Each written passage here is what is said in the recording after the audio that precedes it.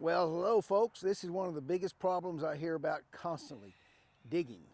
The, I don't know how many thousands and tens of thousands of dollars of sprinkler systems my customers have encountered over the years as their dog goes to see what's underneath this, right? A little thing pops up, peep, peep, peep, waters your yard, dog goes out and goes, ooh. So we're gonna figure out how to solve these problems right now.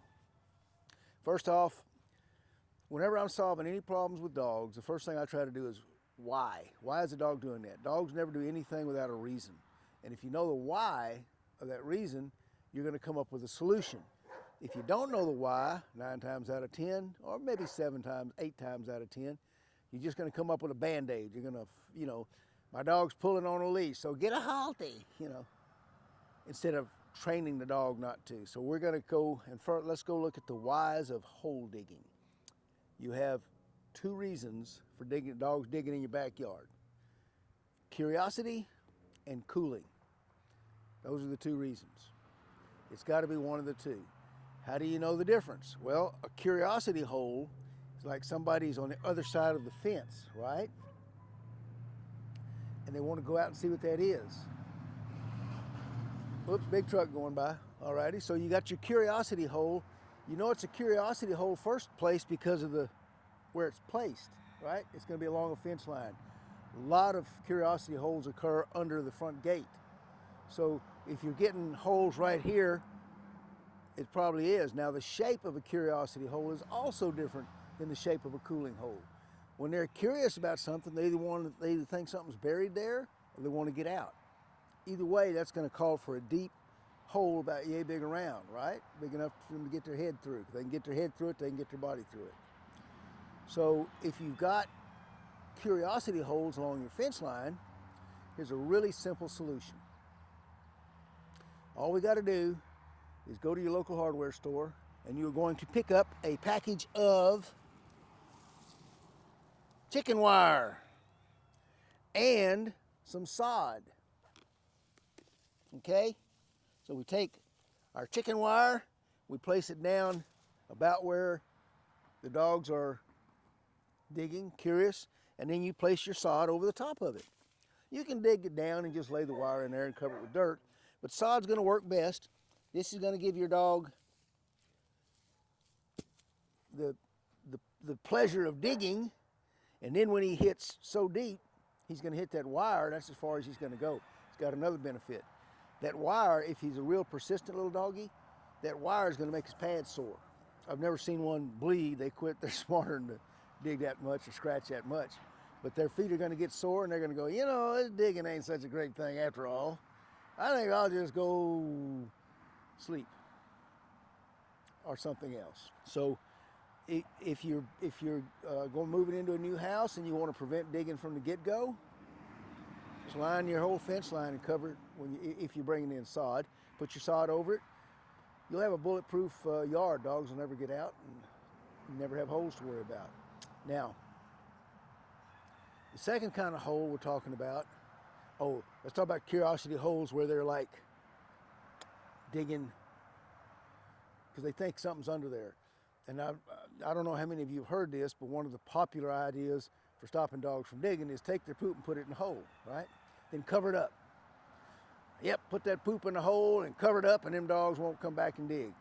Well, like all ideas, every time I hear an idea, I do test them before I make an opinion about it, all right? I don't say anything about anything I haven't actually done and tried myself.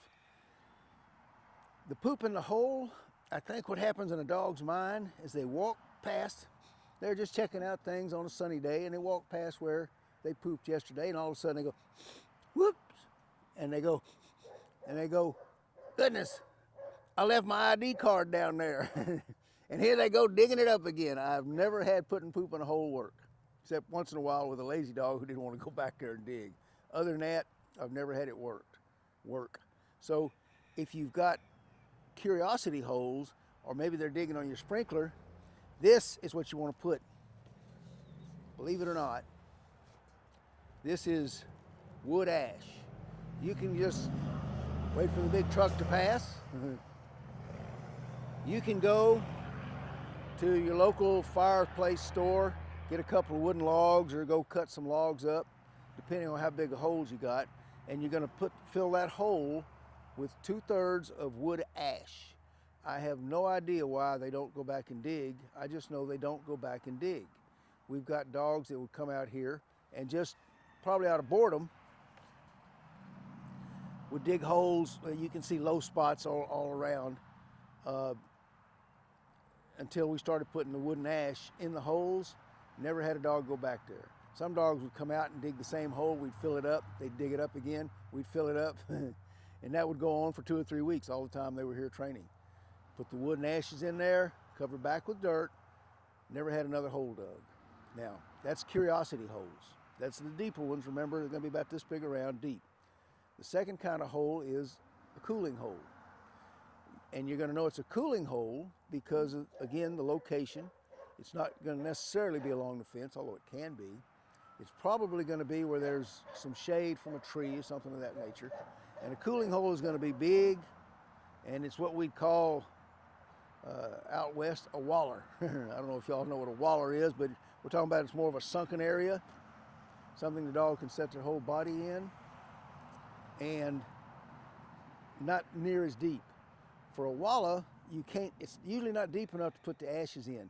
You can try it and then cover with just a thin layer of dirt and see what that does for you. If that doesn't work, your best bet is going to be to get your dog a solution. That solution in summertime, and that's another reason, indication it's a cooling hole, because it's going to occur in hot weather. Get you a kiddie swimming pool, put 1 inch or 2 inches of water in it, put it in the shade of a tree, near there where their wallow was, and 7 out of 10 dogs will go and get in that pool and lay down. Now, some dogs are not going to want to get in the water. They don't want to get their feet wet. So if you happen to have one of those particular kind of dogs, you can go to your air conditioning store and you can get Excelsior pads. They're the wooden shaving pads that you'll see in air conditioners called swamp coolers. They're put in the sides and the water drips down through them, and the cool air blows, or the air blows through that watered, moisturized pad. If you put those pads, line your swimming pool with it, put enough water to just barely get to the top of those pads. Your dog will step in there, he'll feel the cool, but he won't feel the water.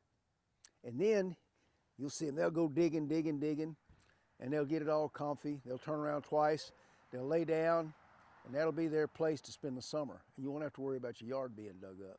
So wood ashes for deep holes, swimming pool if you need it for your wallers.